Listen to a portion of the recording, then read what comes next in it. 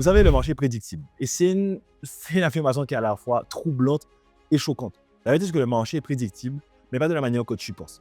Il faut comprendre que le marché a une contrainte. Je l'ai dit dans la dernière vidéo. Il est limité en termes de liquidité. Et ce qu'on va voir aujourd'hui, comment cette contrainte nous permet finalement de comprendre comment les gros investisseurs travaillent sur le marché. Salut les amis, c'est Jessie, trader, chrétien, papa. Et comme tu le sais, j'ai créé cette chaîne pour te permettre de concilier finalement ta foi et le trading.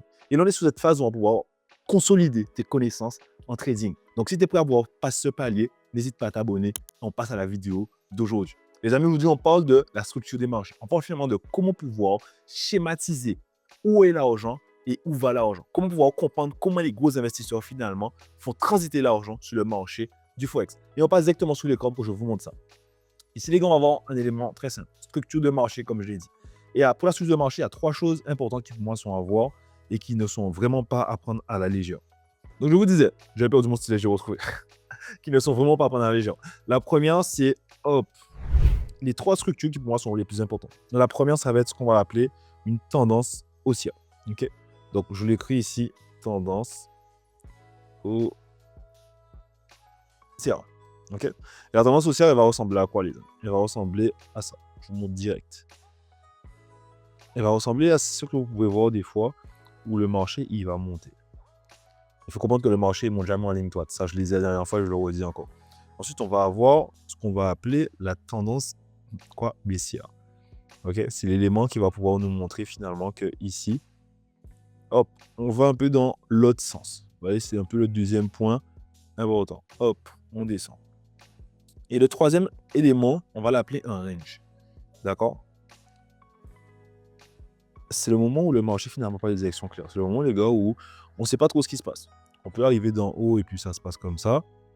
Voyez, cette zone où finalement c'est indécis. On peut aussi arriver d'en bas et le marché se met à... Voilà, c'est les montagnes russes. Donc ça, on a 3... Oh, vous ne voyez pas le deuxième, désolé. On arrive d'en bas et le marché se met à stagner. Il peut partir en bas, il peut partir en haut après, qu'importe. On a ces 2 zones finalement où on n'a pas tous les éléments à notre possession. Pourquoi ces 3 éléments sont importants? Il faut comprendre qu'ici, on peut savoir qui a la main. Comme le tournant. Ici, tendance haussière, d'accord? C'est les acheteurs qui gagnent. Ok? Ici, tendance baissière, c'est quoi? C'est les vendeurs qui gagnent. Et ici, comme le nom l'indique, c'est un range, donc on est sur une indécision. Donc là, les vendeurs et les acheteurs sont un peu en train de se battre. On est sur du 57, par exemple, 63. On est sur du 50... Non, pas 59, quand même. Oh, punaise, les gars, j'écris de la merde. 57, 43. Et je pense que même là, c'est beaucoup. Je dirais même qu'on est sur... Hop, je fais ça. Même moi, dans mes calculs, je me trompe. Donc, je disais, on est sur du... Hop, 49, 51. On est sur du 50... 2,48 ou sur du... Vous voyez un peu l'idée ou pas? On est vraiment au coude à coude en termes d'indécision. Et qu'est-ce qui va se passer? Pourquoi comprendre ça? Qu'on sait qui a la même mise dessus, on sait finalement quelle direction le marché va aller prendre. Et nous, notre but, c'est quoi? C'est de pouvoir, grâce à ces éléments-là qu'on comprend là, pouvoir finalement prendre des structures et se dire, OK, comment je vais pouvoir travailler le marché? Première chose, on va pouvoir un peu schématiser cette tendance haussière qu'on a pu voir ici ensemble. Donc, tendance haussière, j'ai dit quoi? J'ai dit qu'on va pouvoir faire quoi? On va partir d'en bas, on va monter, on va descendre, on va monter, on va descendre, on va monter. OK? On va avoir ce qu'on va appeler ici un low, ce qui veut dire bas en anglais. Ensuite, on va avoir ici un high, ce qui veut dire haut en anglais. Ce qui va se, on va dire après, c'est quoi? C'est que ici, on va avoir un higher low. Donc, un bas plus haut. Et ici, on va avoir un higher high, donc un haut plus haut. OK? Ça paraît un peu banal, mais les gars, comprendre cette structure-là nous permet de voir finalement comment fonctionne le marché.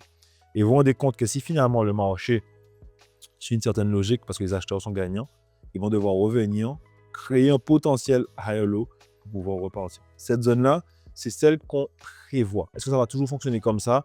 À voir. Mais ça, c'est de la prévision. C'est de la prévision, mais c'est vraiment le point à comprendre. Et pourquoi? Parce que vous allez pouvoir finalement commencer à regarder le marché avec ces yeux-là. OK. Finalement, est-ce que j'ai une structure qui a des bas de plus en plus hauts? Vous voyez ici que le bas est toujours au-dessus, toujours au-dessus. le haut est toujours au-dessus. Il me faut vraiment cette structure où on garde cet enchaînement qui va faire, je monte et ensuite je descends. Quand on est ici, on sait, on l'a compris à ce moment-là, on est sur une tendance haussière. Donc, nos acheteurs ont la main, on va pouvoir nous chercher quoi? De l'achat. On va essayer finalement d'aller chercher cet achat puisque c'est cet élément qui va être intéressant pour nous. Ce qu'on va voir par la suite, c'est que, OK, j'ai vu ma tendance haussière, c'est cool, c'est sympa, j'ai essayé, mais finalement, le marché ne fait pas que descendre et que monter. Mais vous avez raison, les gars, il ne fait pas que monter et nous, le but, ce n'est pas de vous dire, oh, il faut faire que acheter, etc. Pas du tout. Donc, ce qui va se passer, c'est qu'on va voir la deuxième type qu'on a vu tout à l'heure là. On va me changer de couleur. Allez, je suis de bonne humeur. Non, noir, c'est bien. Ouais. Noir, c'est moins agressif. OK? Donc, on va aller voir, hop, ici, dans notre structure de marché, la tendance baissière. Donc, tendance baissière, elle va faire quoi? Elle va être à l'envers, entre guillemets. Donc là, on va commencer par quoi? On va commencer par le high. Et ensuite, on va avoir notre low. Là, on va avoir un changement. On va avoir un low high. Donc, on va avoir un bas. Oh là là, je sais que c'est à l'envers. On va avoir un haut plus bas. La même logique, on va avoir un bas plus bas ici. On va encore avoir un haut plus bas, un bas plus bas.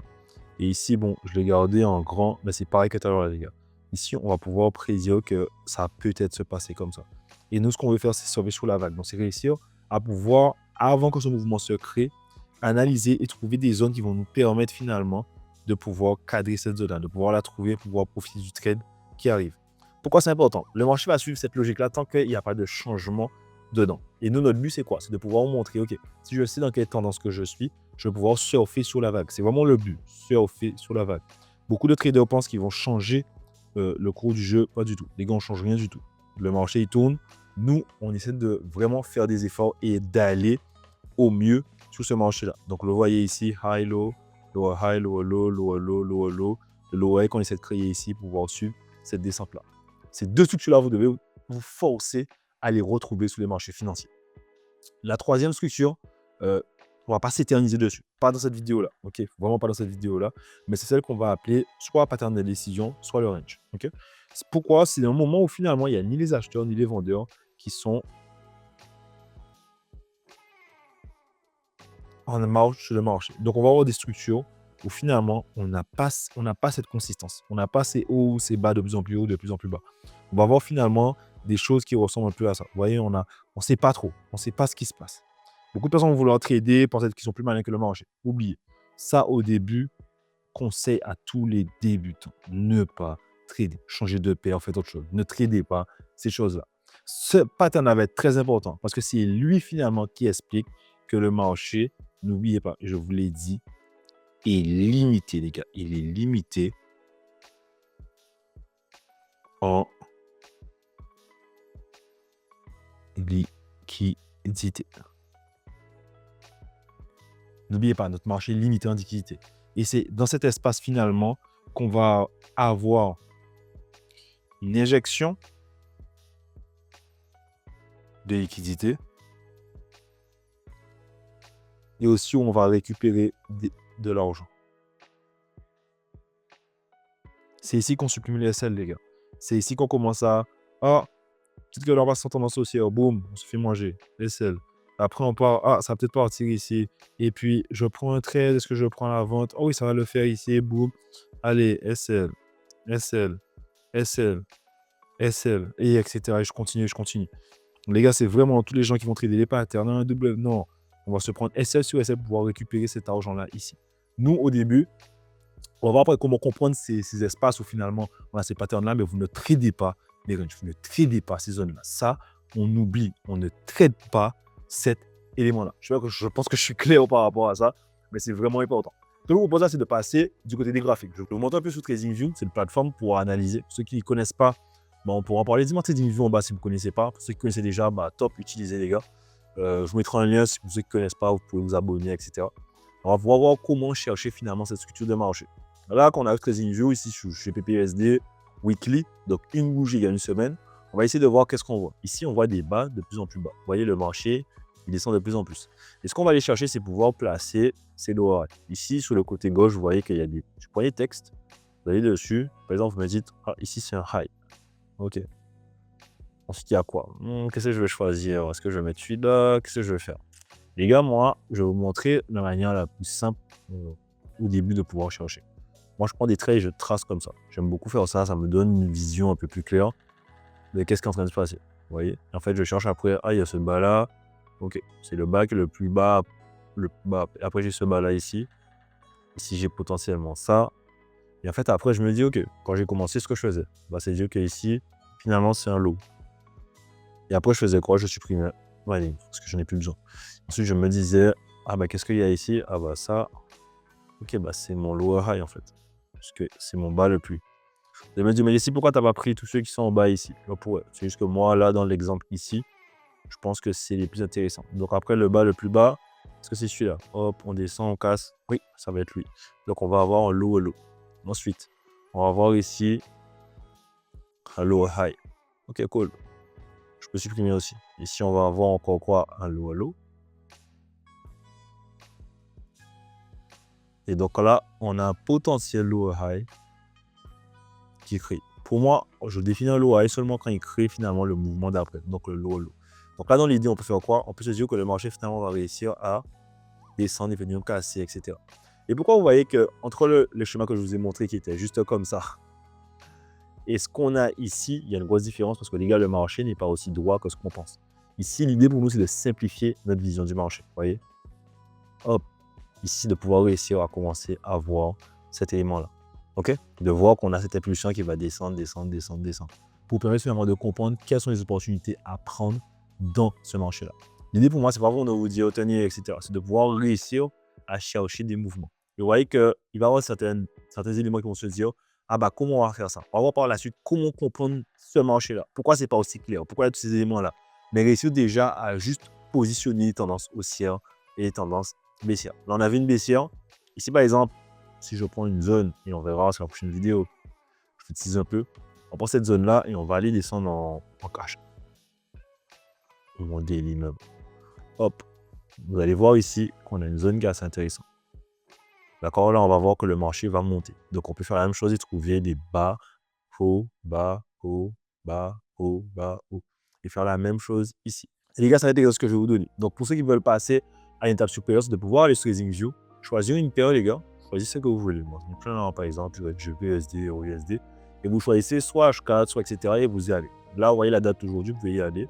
Et puis, vous rendez compte. Moi, je conseille des fois aller en grand time frame et de pouvoir en profiter. Vous voyez, comme je l'ai fait ici, aller en daily, aller en H4. Et si vraiment pour ceux qui veulent vraiment que je leur donne un élément à aller faire, je dis les gars, prenez EURUSD.